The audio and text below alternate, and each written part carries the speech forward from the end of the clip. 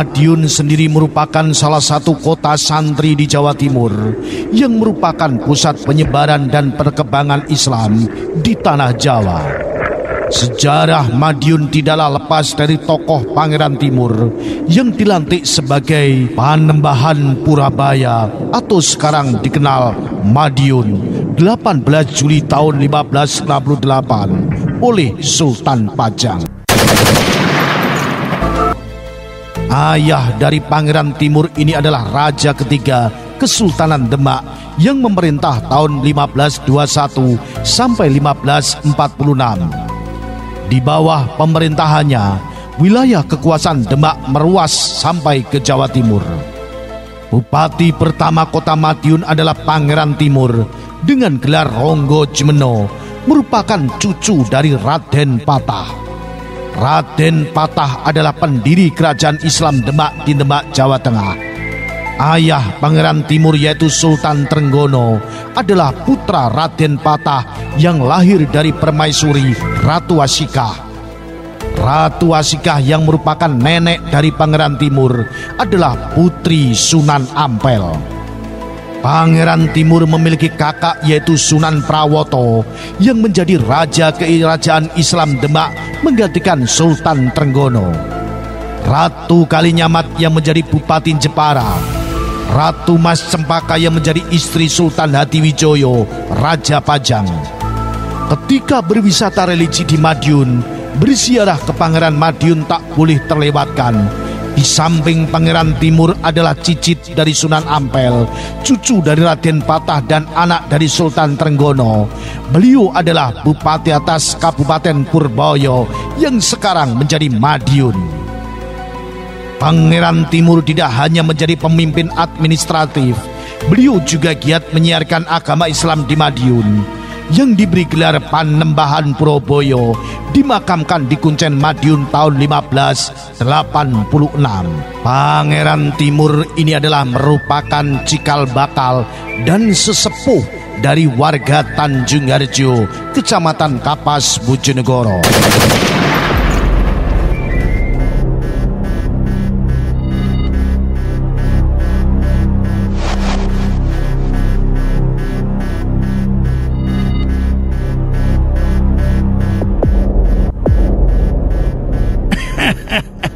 Bener kandamu, Raden Ajeng Dumilah iku putra turune Pangeran Timur, Bupati kang sepisanan Madiun, kang wektu iku isih jeneng Purabaya, kang mengku dadi Bupati Purabaya taun 1568 nganti 1586. Kurang luwih tahun 1586 kuwi Kraton Pajang ditelukake dening Kraton Mataram. Kabupaten Purabaya dipandhegani dening Pangeran Timur kang duweni gelar Panembahan Rama. Panjenengane rumangsa duweni hak dadi ahli warise Kraton Pajang. Panjenengane ora gelem tunduk marang Kraton Mataram. Kraton Mataram duweni karep supaya Kabupaten Purabaya kang duweni hak neruske Kraton Pajang tunduk marang Mataram. Nanging Panembahan Rama kukuh ora gelem. Amarga Kabupaten Purabaya kepingin madeg dhewe, bebas lan ora ana sambung rakete karo Mataram. Taun 1586 prajurit Mataram gempur Purabaya. Tahun 1587 digempur meneh, nanging loro-lorone gagal. Wektu iku prajurit Mataram dipandhegani dening Raden Masuta Wijaya. Dene senopati perange Purabaya, Raden Ajeng Dumilah, sing saiki dadi pepundhene wong Tanjung Harjo Kapas. Kang wektu iku gah mengku bupati kaloro ngenteni Pangeran Timur. Senopati perang Purabaya disengkuyung dening bupati ing wilayah Monconagoro, kurang-kurange 15 daerah kabupaten. Pranyata sanggup ngalahke kekuatane musuh kang ora liya prajurit Mataram. Taun 1590 Mataram nglancarke serangan sing ping 3. Prajurit Mataram kasil nyusup mlebu ing tengah kutha yaiku Istana Wonorejo sing wektu iku mung ditunggoni dening manggalaning yuda Raden Ayu Ajeng Dumilah. Prajurit Purabaya akeh sing mati. Peperangan siji lawan siji ora bisa diendani manggalaning yuda gigih nggone perang kanthi ngandhalake pusaka kang wujud duwung Kyai Kala Gumarang. Perang antarane Sutawijaya karo Raden Ayu Ajeng Dumilah cukup suwe. Ana ing sawijining papan ora adoh saka Istana Wonorejo, suwening suwe merga Raden Ayu Ajeng Dumilah rada lengah. Pusaka Kyai Kala Gumarang pindah ing tangan Sutawijaya. Banjur Raden Ayu Ajeng Dumilah duwe penemu yen perang diteruske akeh kawula cilik sing padha mati. Mula Raden Ayu Ajeng Dumilah milih nrimo digarwa dadi permaisuri Panembahan Senopati. Tanggal 16 November tahun 1590 jeneng Purabaya kaganti dadi Medion. Mangkono mulane warga Tanjung Harjo Kapas ayo padha melu wisata religi neng Medion pepundene bareng radio Istana lak ya ngono.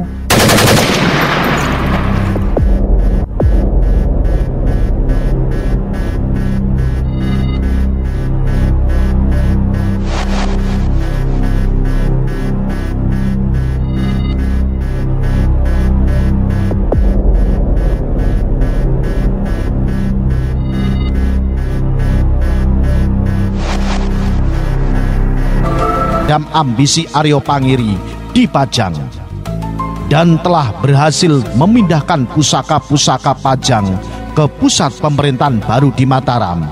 Kini mesti menghadapi perlawanan Bang Wetan dan para adipati kawasan timur yang ingin membebaskan diri dari kekuasaannya.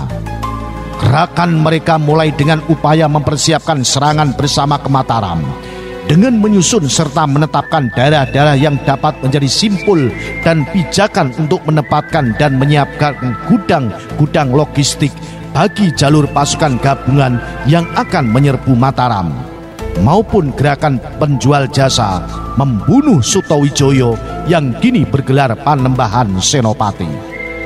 Salah satu perguruan yang terlibat adalah perguruan Nagaraga.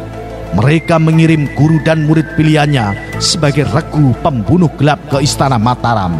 Sasarannya adalah bilik peraduan raja. Tujuannya membunuh Panembahan Senopati yang sedang tidur dengan senjata racun. Tapi usaha regu pendahulunya yang mengidentifikasi lokasi bangunan-bangunan penting istana terendus oleh gugus Sandi Yuda Mataram yang kemudian menjebak dan menangkapnya. Sebagian mereka terbunuh. Dari mereka yang tertangkap maupun terbunuh terungkaplah ciri perguruan Nagaraga, seekor naga bermahkota dengan wajah murka. Dari mereka pula berhasil dikorek keterangan di mana lokasi perguruan mereka berada. Maka Panembahan Senopati mengirim pasukan untuk menangkap pimpinan dan membubarkan perguruan Nagaraga. Untuk membatasi persoalan dan mengurangi keonaran, pasukan Mataram harus bergerak secara rahasia dan bertahap. Pasukan dipimpin oleh Panglima Adinda Panembahan Senopati, Pangeran Singosari.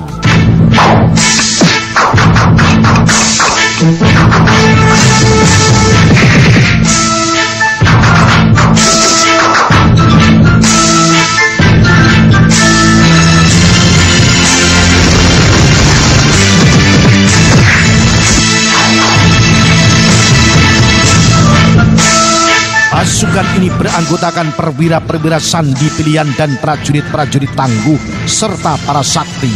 Di antaranya putra Panembahan sendiri, Raden Ronggo, remaja yang kesaktiannya sangat luar biasa. Raden Ronggo adalah putra Panembahan Senopati dari perkawinannya dengan putri Ratu Kalinyamat yang ternyata adalah titisan Kanjeng Ratu Kidul.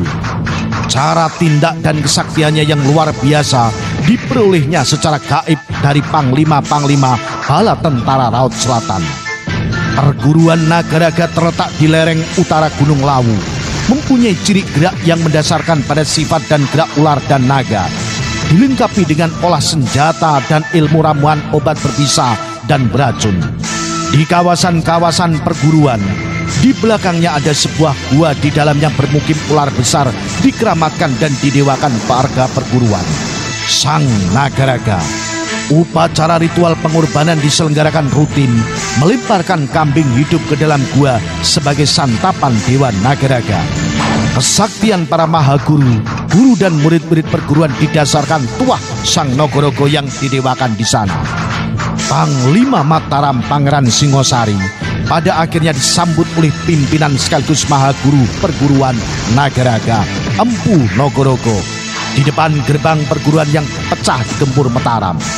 Pangeran Singosari meminta Empu Nagaraga dan seluruh perguruannya menyerah untuk dibawa ke Mataram dengan tuduhan percobaan pembunuhan atas Raja Mataram, Panembahan Senopati. Empu Nagaraga menolak. Ia berpendapat Panembahan Senopati tidak tahu diri dengan memaklumkan diri sebagai penerus kekuasaan Pajang di Mataram.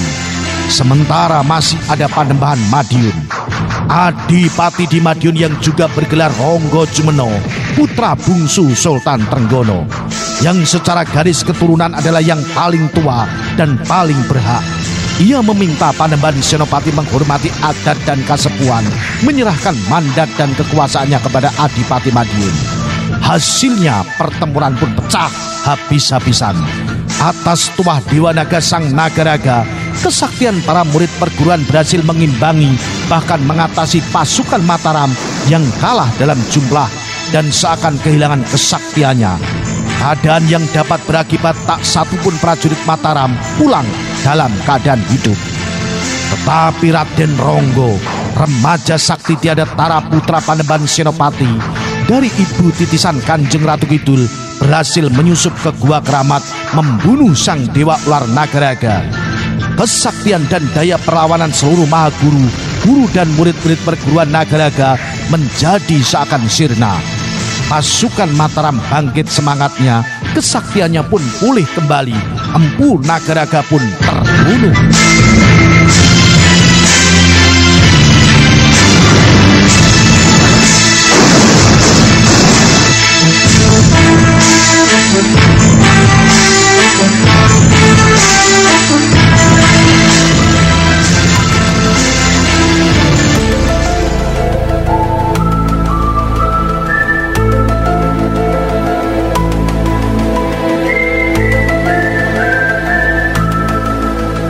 Perguruan Nagaraga dibubarkan, dikuasai Mataram. Raden Ronggo sendiri terluka parah melawan sang Dewa Ular.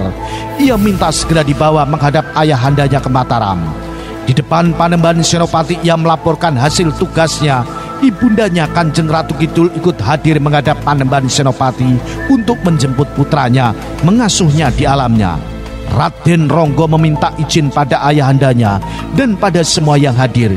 Ia mangkat pada usia yang sangat muda. Kesaktiannya yang tiada tara di masa remajanya menjadi catatan dalam babat dan sejarah.